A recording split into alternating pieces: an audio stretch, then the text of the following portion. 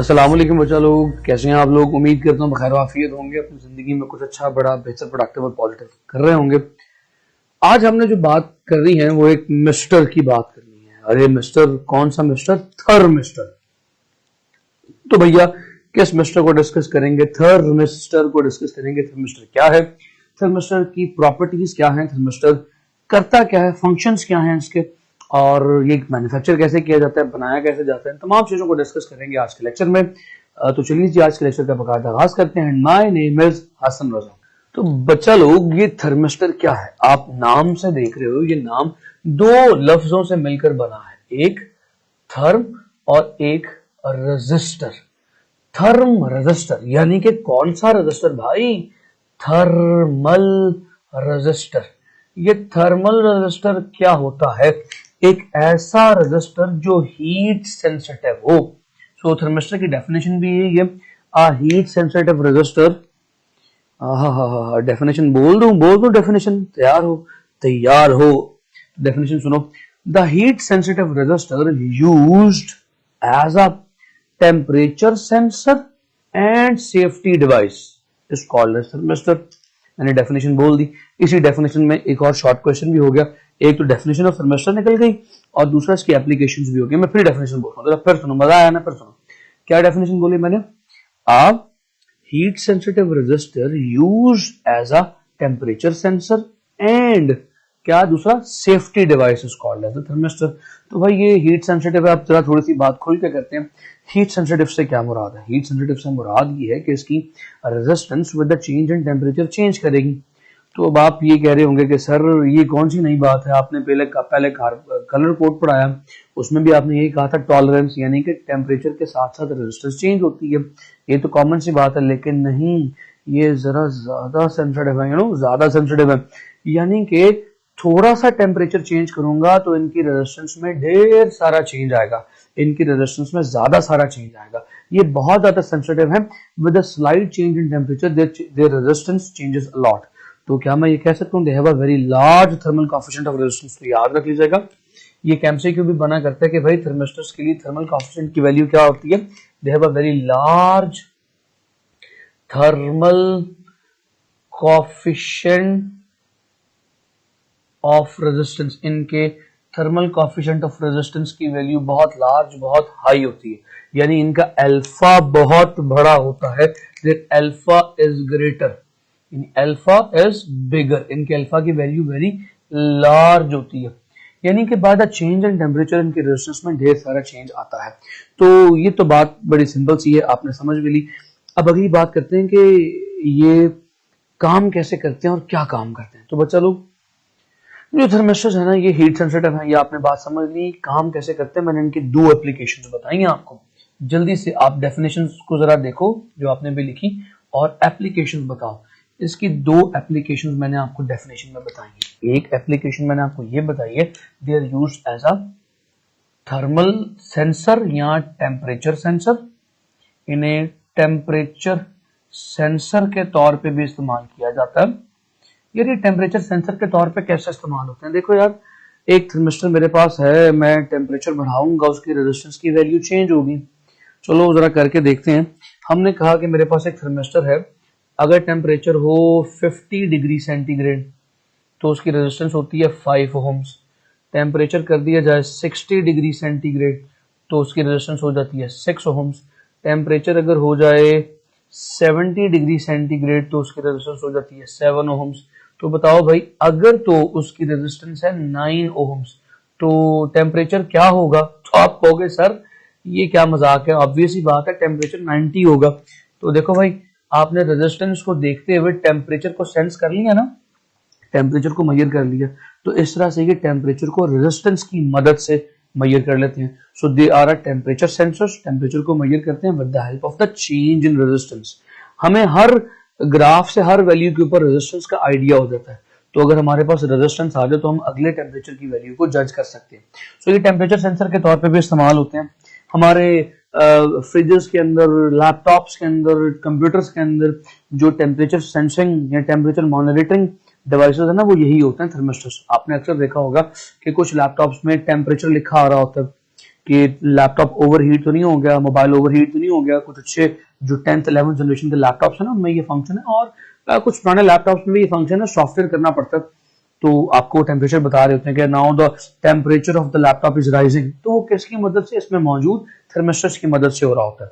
तो दूसरा इसका यूज क्या है भाई, दूसरा इसका यूज है, they are also used as a safety device.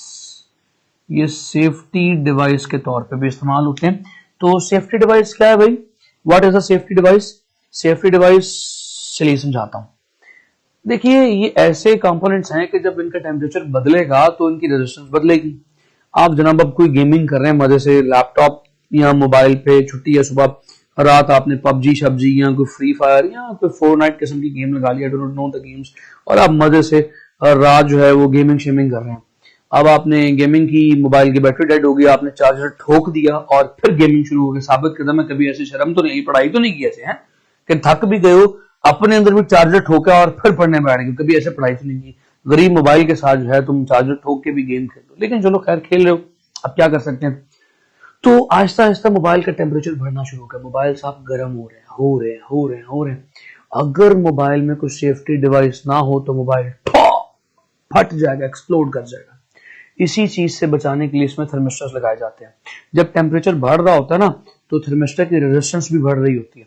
Temperature बढ़ते बढ़ते एक टाइम आता है, आपने देखा होगा, आप इस चीज के गवाह हैं, आपका मोबाइल या लैपटॉप रीस्टार्ट हो जाता है या थोड़ी देर के लिए टेम्परेरी तौर पे शट डाउन हो जाता है।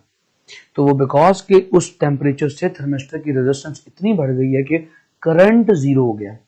जब तक टेम्परेचर वापस नहीं आएगा, रेजिस्टेंस वापस नहीं आएगी, ये ऑन नहीं होगा। तो इसने सेफ्टी डिवाइस के तौर पे काम किया और आपके मोबाइल को और आपके मुंह को फटने से बचा लिया। पॉइंट समझो बच्चा लोग? So it can be used as a safety device.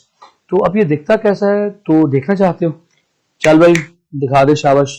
सो कुछ इस किस्म के होते हैं थर्मिस्टर्स। ऐसे ढेर सारे कंपोनेंट्स हमारे ढेर सारे इलेक्ट्रिकल अप्लायंसेस में मौजूद होती हैं जो कि सेफ्टी डिवाइस का काम भी कर रहे हैं और टेम्परेचर सेंसर का भी काम कर रहे हैं। तो अब ये थर्मल कोएफिशिएंट जो है इनका कितनी किस्मों का होगा? टेम्परेचर सेंसर है ना, ये मैंने भी बताया। तो सेफ्टी डिवाइस तो आपको समझ में आ गया। एक बात इसमें और ऐड कर लेते हैं, ये टेम्परेचर सेंसर जो होते हैं ना, ये दो किस्मों के होते हैं।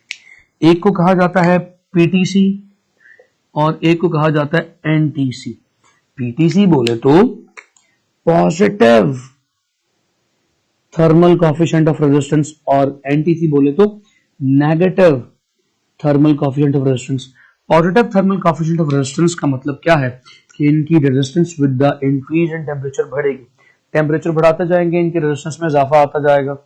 और एनटीसी का मतलब क्या है? Negative thermal coefficient of resistance का मतलब क्या है? टेम्परेचर बढ़ाएंगे तो उनकी रेजिस्टेंस में कमी आएगी। आमतौर पे एनटीसी जो है ना वो सिरेमिक से बनते हैं।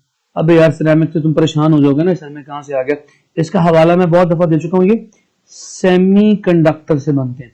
अब सेमीकंडक्टर का जिक्र मैंने कहाँ किया था? एक तो चैप्टर नंबर 12 में भी किया था जब मैं सेलेनियम पढ़ा रहा था, याद है? फोटो कंडक्टर बोला था मैंने, फोटोकॉपी मशीन में, वो भी एक सेमीकंडक्टर। ओहम्स लॉ में भी मैंने सेमीकंडक्टर डायोड का जिक्र किया था। तो ये जो सेमीकंडक्टर है ना, इसका उल्टा सीन है। टेम्परेचर बढ़ाएंगे तो रेजिस्टेंस कम होगी, तो चेंज इन रेजिस्टेंस नेगेटिव है, इसलिए इसको नेगेटिव टेम्परेचर कोएफिशिएंट कहते हैं। ये आमतौर पे लो टेम्परेचर मेजरमेंट के लिए होता है। सो ये लो टेम्परेचर मेजरमेंट के लिए होता है, लो टेम्परेचर मेजरमेंट के लिए होता है, ठीक है जी। कम टेम्परेचर को मेजर करने के लिए इस्तेमाल होता है। और आप जानते हो ये कितना टेम्परेचर मेजर कर सकते हैं? It can measure as low as 10 kelvin, 10 kelvin तक का टेम्परेचर मेजर कर सकते हैं। और पॉजिटिव जो है ये आमतौर पे मेटल्स के बनते हैं, मेटल्स बेस्ड होते हैं और इनमें टेम्परेचर के साथ साथ रेजिस्टेंस बढ़ती है। आमतौर पे ये हाई टेम्परेचर मेजरमेंट्स के लिए होते हैं। तो they are for high temperature measurements. क्या कहते हैं यार, मेरे साथ हो यहां तक? अब आपको कुछ और शक्लें दिखाता हूं, इनकी शक्लें, इनकी शेप्स कैसी होती हैं। तो चलो भाई इसको पीछे लेके जाओ, नई पिक्चर लेके आओ, शाबाश।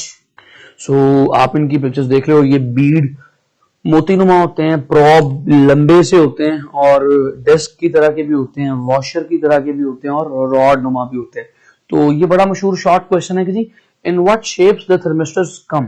तो भाई 5 मुख्तलिफ सूरतों में 5 मुख्तलिफ शक्लों में आते हैं, बीड, प्रॉब, वॉशर, डेस्क और रॉड। आप लोग लिस्ट बना के याद कर लो इसकी शेप्स ऑफ रेजिस्टर।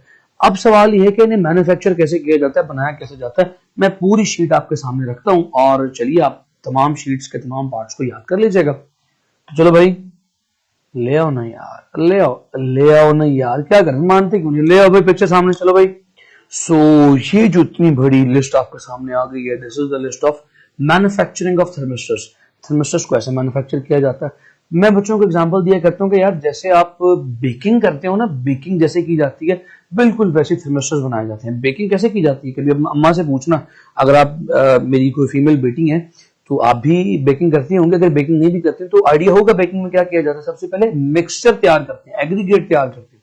तो मिक्सचर सबसे पहले आपने तैयार किया पाउडर का। अगर आप बड़ा मजे का कोई केक बना रही हैं तो उसमें अंडा, चीनी, मैदा, आटा, गंदम, ये तमाम चीजें डलेंगी। तो इसी तरह अगर आप अपना थर्मिस्टर बेक करने लगे हो तो पहले पाउडर मिक्स किया जाएगा, पाउडर मेकिंग की जाती है। आमतौर पर स्टूडेंट्स याद रखिएगा, इसमें जो पाउडर इस्तेमाल किया जाता है वो आटा, चीनी तो नहीं होते। वो कौन सा पाउडर होता है, सेमीकंडक्टर्स का पाउडर या मेटल्स का पाउडर। अगर आप एनटीसी वाला थर्मिस्टर बनाना चाह रहे हो तो उसमें आप सेमीकंडक्टर्स का इस्तेमाल करोगे। यानी इसमें आप सेमीकंडक्टर्स कौन से होते हैं, सिलिकॉन का, कार्बन का, सोडियम ऑक्साइड का, कैल्शियम ऑक्साइड का, पोटाशियम ऑक्साइड का, सिलिकॉन ऑक्साइड का पाउडर इस्तेमाल करोगे।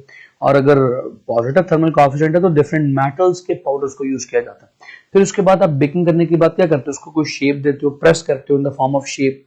तो फिर आप क्या करोगे, इसी तरह यहाँ पे इसकी प्रेसिंग करोगे। दूसरा पॉइंट है प्रेसिंग, यानी इसको एक प्रॉपर शेप में, अगर आपको रॉड की तरह का चाहिए तो एक रॉड जैसी शेप बनाओगे, बीड की तरह का चाहिए तो बीड की तरह की शेप बनाओगे। उसके बाद करते हो सेंटरिंग। सेंटरिंग मुश्किल लफ्ज है, आप इसकी जगह बेकिंग भी लिख सकते हो। बेकिंग करते हो, baking is the process of baking at high temperature ताकि उसकी शेप रिटेन रहे। अगर खाली प्रेस करके छोड़ दोगे ना, फूक मारोगे उड़ जाएगा क्योंकि पाउडर है। और उसके बाद आता है इलेक्ट्रोड मेटलाइजेशन। इंशाल्लाह जब आप आगे जाओगे, इंजीनियरिंग करोगे तो आपको पता चलेगा इलेक्ट्रोड मेटलाइजेशन क्या होती है। अब बता देता हूँ, आप इसकी इलेक्ट्रोड्स की प्रॉपर्टीज बना देते हो कि इसमें पॉजिटिव टर्मिनल कौन सा, नेगेटिव टर्मिनल कौन सा। जैसे बल्ब का भी एक पॉजिटिव टर्मिनल एक नेगेटिव टर्मिनल होता है, पंखे की भी दो तारें, एक पॉजिटिव एक नेगेटिव, इसी तरह इसकी भी दो तारें डिफाइन की जाती है, पॉजिटिव कौन सी होगी, नेगेटिव कौन सी होगी। इसे कहते हैं इलेक्ट्रोड मटेरियलाइजेशन या मेटलाइजेशन। फिर आप उसकी रेजिस्टेंस टेस्ट करते हो कि इसकी रेजिस्टेंस कैसे चेंज हो रही है। फिर आप उसकी वोल्टेज टेस्टिंग करते हो। खैर ये 4 स्टेप्स में आपका थर्मिस्टर तो मैन्युफैक्चर हो जाता है। उसके बाद टेस्टिंग है, आगे जितने भी प्रोसेसेस हैं वो टेस्टिंग के हैं। उसके बाद आप तारें निकालते हो, 2 तारें जहां पे आपने जैसे अपने पिक्चर में देखी थी ना, तारें निकली हुई थी, वायर्स कनेक्शन के लिए निकालते हो। फिर उसके ऊपर कोटिंग कर देते हो अच्छे से रंग की, जो आप रंग पसंद करते हो। और फिर आप उसके ऊपर मार्किंग यानी आप लिख देते हो कि यार ये पॉजिटिव टेम्परेचर कोएफिशिएंट है, ये नेगेटिव, ताकि खरीदने वाले को पता हो सके मैं क्या चीज खरीद रहा हूँ। और उसके बाद फाइनली उसे चेक करके आप उसे मार्केट में भेज देते हो। सो आपने जो पॉइंट्स याद करने हैं वो सिर्फ पहले 4 ही हैं, powder making, pressing, sintering and electrode metallisation. उसके बाद आपका जो सारे का सारा थर्मिस्टर है वो तैयार हो जाएगा। उम्मीद करता हूँ आपको लेक्चर समझ भी आया होगा और आपने एंजॉय भी किया होगा।